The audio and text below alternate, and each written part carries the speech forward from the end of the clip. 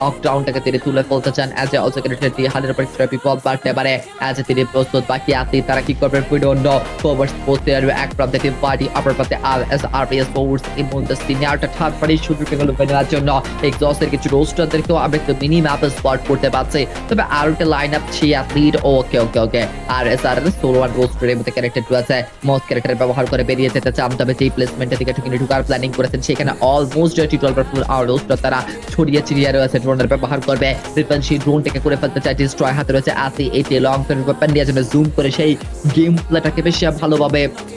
পর্যবেক্ষণ তারা করে ফেলবে 4G ডজ করতে চাই ড্যামেজ এক্সস্ট অনেকক্ষণ নিজেরা নিস্তব্ধ ছিলেন তবে এই মুহূর্তে আরএসআর স্পোর্টসদেরকে পরিপূর্ণভাবে হতে হবে লবি ছাড়া অ্যাসে তিনি ঢুকে পড়তে চান ফ্রন্টলাইন অ্যাটাক ডজ করবে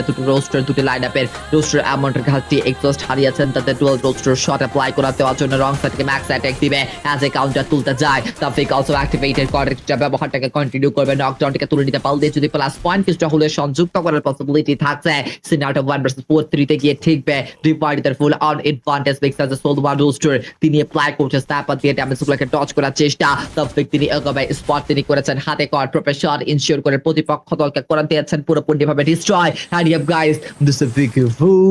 yeah goes to the team of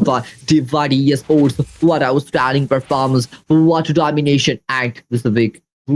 yeah